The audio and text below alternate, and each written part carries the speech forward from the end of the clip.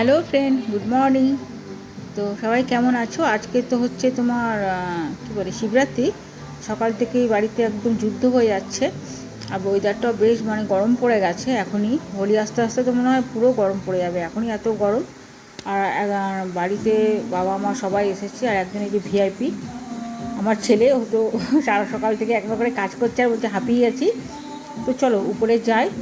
কতবার যে উপর নিচ করছি তার ঠিক নেই। আজকে পায়ের অবস্থা এমনিতেই ঢিলা হবে, কদিন ধরে তো ব্যাক পেনে মরে যাচ্ছি, অত্যাধিক গাড়ি চালানোও হয়ে যাচ্ছে, কিন্তু কিছু করার নেই, বাড়িতে পুজো সেটা করতেই হবে। তো অনেকবার উপর নিচ করলাম, জানোই তো বাড়িতে পুজো সব উপরে তোলা নিচে নামা, তিনতলা থেকে একতলা অবধি নামতে উঠতে যে কত কষ্ট হয়। আর বাইরের রোদটা দেখো, সাতটাই কবে পরিষ্কার করলাম, আবার কালি হয়েছে। তো বাদ দাও, চলো আমি তোমাদেরকে এবার ডাইরেক্ট আমার ঠাকুর ঘরে নিয়ে যাই। নিয়ে সেদিনকার তো তোমাদেরকে আমি দেখিয়েছিলাম যে কী কী আমি জিনিস এনেছি। আজকে তো পুরো তিথের বিথের যেটাকে বলে হয়ে আছে। আর আমার এই যে বর তো কিছুই খুঁজে পাচ্ছে না, ধুতি পরে দাঁড়িয়ে আছে, কোথায় কী আমাকে সমানে জিজ্ঞেস করে যাচ্ছে, কোথায় কী রেখেছো কোথায় কী রেখেছো। এখনও কিন্তু পুরো ঠাকুরঘর কিছুই সাজানো হয়নি, পুজো হবে রাতে, মোটামুটি ওই ধরে রাখো 7টা-8টার আগে নাকি পুরোহিত আসবে না।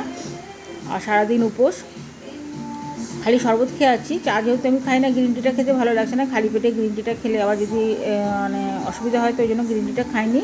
শিয়াকে বললাম মাঝে মাঝে আমাকে একটু লেবু আর বিটুন দিয়ে একটু শরবত করে দিস, আমার বড় উপোস করে আছে সকাল থেকে। আর এই যে এবার শিবটাকে নামিয়ে ও ধুতে বসেছে, ধুতে বলতে চান করাতে বসেছে, ধোয়ানা চান করাতে বসেছে।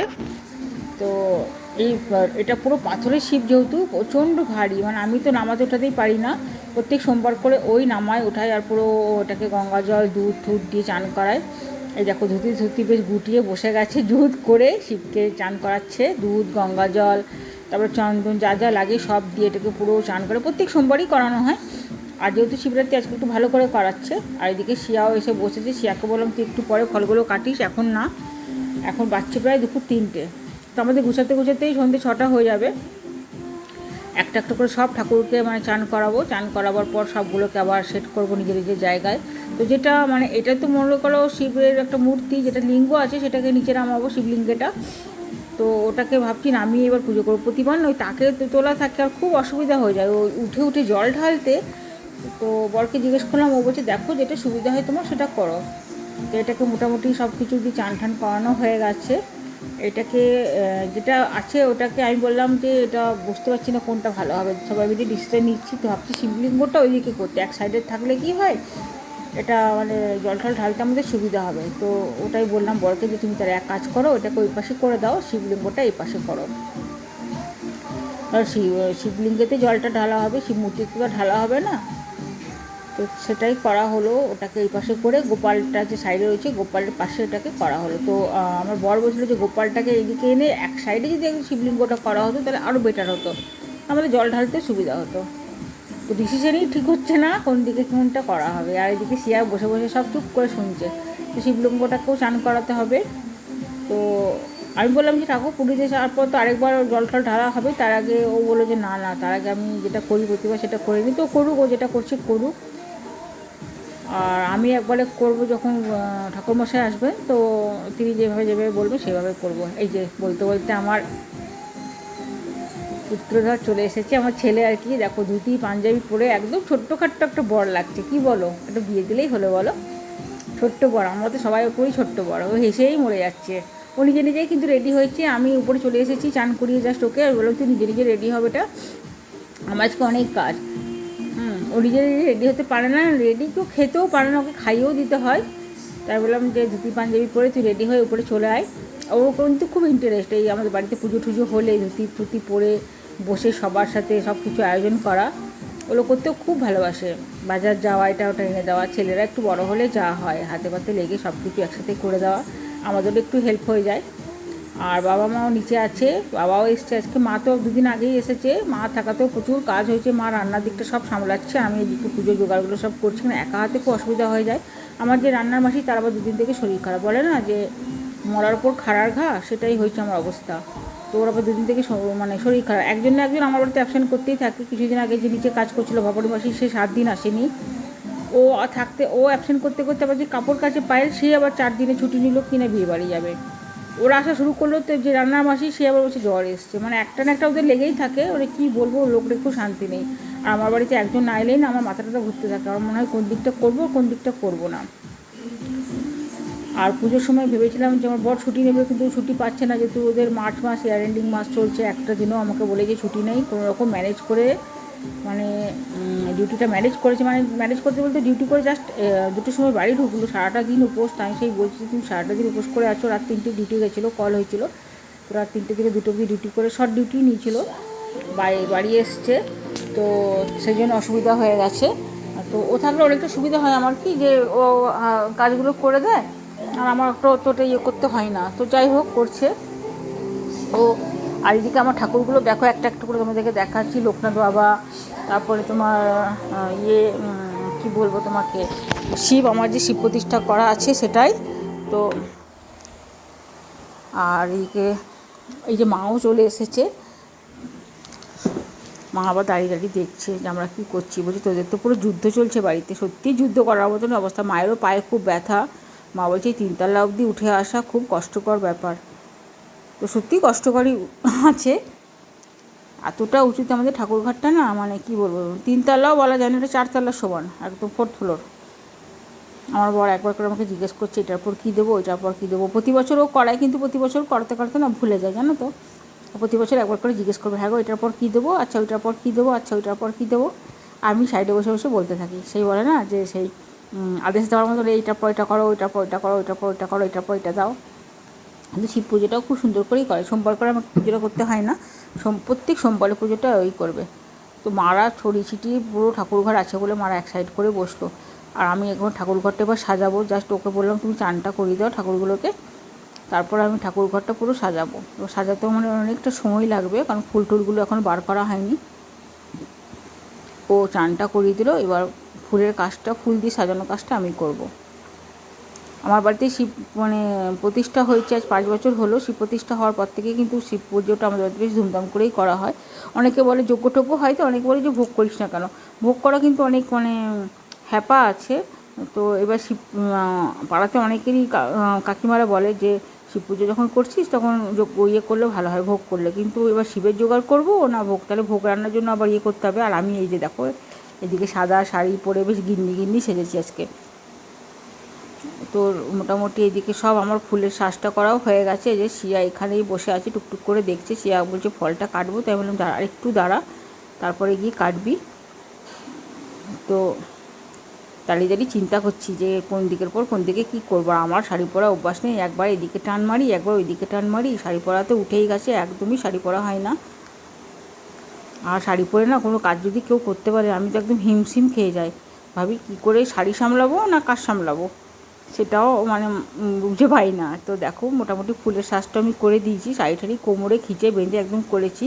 আর এই যে এদিকে ঘট পাতা ডাব সাজানো এগুলো সব আমি করে দিয়েছি। এদিকে ফুলের জোগাড়, তারপরে তোমার যা যা লাগে ঠাকুরের মানে শিব পুজোতে সব কিছু জোগাড় ঠোগাড় কিন্তু আমি করে দিচ্ছি। প্রত্যেক শিবরাত্রিতে জোগাড়টা আমি করি। ঠাকুরমশাই এসে বলেন যে আমাকে বেশ কিছু করতে হয় না। এই যে শিবটাকে এইভাবে সাজিয়েছি দেখো। ফুল আনতে গেছিলাম, সেটা ভিডিওটা তোমাদের দেখিয়েছি। ফুলেরও কী দাম, মানে ফুল নিয়ে কাড়াকাড়ি মারামারি চলেছে। এখনও ঠাকুরমশাই আসেনি, এখনও বললো 1 ঘন্টা। আর এখানে পুগলু দাঁড়িয়েই জিজ্ঞেস করছে, যে হেসেই যাচ্ছে আমাকে দেখে, কারণ আমি খুব রেয়ার শাড়ি পরি যেহেতু। বলছে তোমাকে মম লাগছে না, তোমাকে অন্যরকম লাগছে। তো চলো, আমাদের কিন্তু বলতে বলতে ঠাকুরমশাই এসে গেছে, পুজো শুরু হয়ে গেছে। এদিকে আমার শাশুড়ি মা, আমার মা সবাই বসে পড়েছে, বাবা আছে নিচে। তো বাবা আসবে একটু পরে। আর এখানে ঠাকুরমশাই বসে আছে। পুজোটা হয়ে গেলে তারপর যজ্ঞ শুরু হবে। যজ্ঞতে আমাদের আহুতি দেওয়া হয়, মানে ফলের আহুতিটা আমরা দিয়ে থাকি প্রতিবার। তো মাঝে মাঝে ভাবি যে ভোগ রান্না করলে ভালোই হয়, কিন্তু কী বলো তো, ওই যে বললাম ভোগের ইয়েটা করলে একটু কষ্টকর। তো অনেক কিছু আয়োজন করতে হবে, এবার রান্নার জন্য লোক রাখতে হবে। এবার নিজে রান্না তো করতে পারবো না, কারণ তাহলে ঠাকুর ঘরে এসে ঠাকুরকে সাজানো এইগুলোতেই সময় দিতে হয় অনেকক্ষণ। তাহলে আবার আলাদা করে আবার ব্রাহ্মণ জোগাড় করতে হবে, রান্নার অনেক কিছু ঝামেলা আছে। সেই চিন্তা করে ভাবলাম না, যে ভোগ টোগ রান্না করার থেকে ফল প্রসাদই সবাইকে দিই, পাড়াতে সবাইকে ফল প্রসাদই দিয়ে থাকি। তো এইখানে আমাদের দেখো যজ্ঞের পুজো শেষে এবার যজ্ঞের ইয়ে চলছে, এখানে যজ্ঞটা হবে। তো বাবাকে বললাম একবার উঠে আসো, তুমি যজ্ঞেতেও তুমিও বসবে আমাদের সাথে। কাঠ দিয়ে বালি দিয়ে। এই যজ্ঞের এটা কিন্তু আমি সাজাই না, কারণ পুজোর এটা সাজাই, যজ্ঞের এটা আমি সাজাতে পারবো না। সত্যি কথা বলতে আমি জানি না যজ্ঞেরতে কী কী লাগে, ওই জন্য প্রতিবার ঠাকুরমশাইকে বলি যে আপনি আপনার মতন করে সাজিয়ে নিন যজ্ঞের এটা কী কী লাগে না লাগে। 3 রকমের কাঠ দিয়ে আমাদের যজ্ঞটা হয়, আম কাঠ, বেল কাঠ আর একটা চন্দনের কাঠ। এই 3টে কাঠই কিন্তু আমরা যজ্ঞেতে দিয়ে থাকি। এবার প্রতিবার 1 কেজি করে ঘি পোড়ানো হয়, এবার 500 ঘি আমি বলেছি পোড়াতে। বললাম এত ধোঁয়া ওঠে আর এতক্ষণ ধরে যজ্ঞ হয় না, বসে থাকা যায় না, এতটা তাপ লাগে, পুরো ধোঁয়ায় পড়ে যায় ঠাকুরঘর, চোখ ঠোক জ্বলতে থাকে, মুখটাও জ্বলতে থাকে আগুনের ইয়েতে। তো যজ্ঞটা কিন্তু বেশ ভালোই করে আমাদের যে ঠাকুরমশাই, উনি প্রতিবার উনি করেন, বেশ ভালো করে করেন। এই যে যজ্ঞ শুরু হচ্ছে, আমার বরকে দেখো মাথায় ধুতি বেঁধে বেশ বসে আছে আর কন্টিনিউ ওই যে হাওয়া করে যাচ্ছে, ধুনো ধরাচ্ছে এদিকে। আর যজ্ঞের সময় কী হয়, সবাইকে মাথায় ওই মানে কাপড় দিতে হয়, সবাই মাথায় কাপড় দিয়ে ওটা বসতে হয়।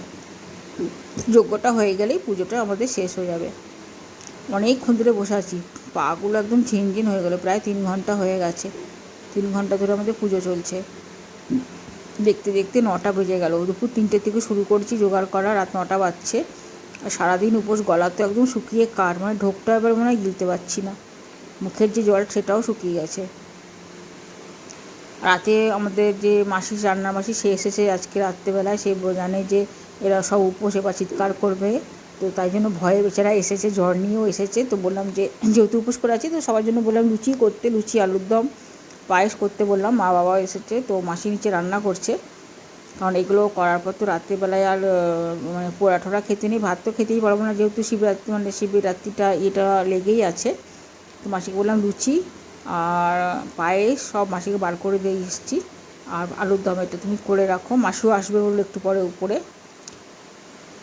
দেখতে আসবে না, ঠিক আছে তুমি নিচে বন্ধ টন্ধ করে আসো। আর বাকি যার আরও 3 জন কাজ করে তারা তাদেরকে প্রসাদটা কালকে দেবো, এখন তারা তো সব বিকেল চলে গেছে, তো তারা এখন আর নেই, অনেকটা রাত হয়ে গেছে।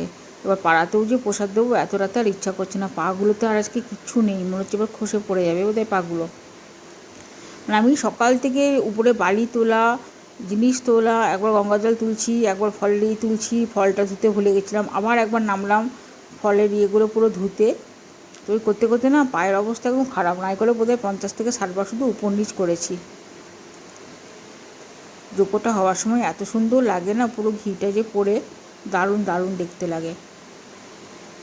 ঠাকুরমশাই যজ্ঞটা করেও খুব সুন্দরভাবে, অনেকক্ষণ ধরে করে, অনেকক্ষণ ধরে মন্ত্র পড়ে, দেখতেও বেশ সুন্দর লাগে, শুনতেও বেশ সুন্দর লাগে। তো অনেকে বলেছিল যজ্ঞের ব্যাপারে বলি, অনেকে বলেছিল যে 3 বছর করে বন্ধ করে দিতে, কিন্তু আমার বরের সেটা ইচ্ছা ছিল না। ও বললো যে না 3 বছর না, কন্টিনিউ হতে থাক, যেহেতু শিবরাত্রিটা আমাদের ধুমধাম করে হয়, শিব প্রতিষ্ঠা একদম করে দিয়েছি মূর্তি এনে। তো বললো যে 3 বছর কেন, প্রতি বছরই হোক যজ্ঞটা, যজ্ঞতে অসুবিধা তো কিছু নেই। তো ওর কথা মতনই প্রতি বছরই হচ্ছে, 5 বছর হয়ে গেল, এটা বলতে 6 বছর 6 ইয়ার আমাদের যজ্ঞ হচ্ছে বাড়িতে। আর একটা করে যজ্ঞ হওয়া বাড়িতে তো খুবই ভালো। দেখছো কতটা তাপ উঠছে, আমি মানে প্রতিবার একটু পিছনে বসে, আজকে আবার সামনে বসে গেছি, এত তাপ লাগছে মুখটার মধ্যে। তো যদিও এবছর ইয়েটা খুব কম করে, মানে কাঠটা খুব কম করে নিয়ে এসেছি। আমার বরকে বললাম বেশি কাঠ নিও না, এত কাঠ পরে অতক্ষণ ধরে বসা, এমনিতেই কোমরের অবস্থা আমার একদম শোচনীয়, কোমরটা নিয়ে নড়াচড়াই করতে পারছি না। এইবার যে উঠবো না, উঠে যে মানে নিচে নামবো, কিছুক্ষণ আমাকে একদম সোজা হয়ে বসতে হবে। তারপর পরে নিয়েছি শাড়ি, যেটা পরে একদমই আমার অভ্যাস নেই, মানে পরলেই মনে হয় এবার পরে বোধহয় চলবে না, একদম ঢুমড়ি খেয়ে পরবো নিচে। তো দেখো যজ্ঞ আমাদের সমাপ্ত হয়ে গেছে, এবার দুধ ঢেলে সেটাকে ইয়ে করা হয়েছে, এবার লাস্টে আরতি করে আমাদের শেষ হয়ে যাবে। তো চলো আজকে ভিডিওটা এখানের মতো শেষ করলাম।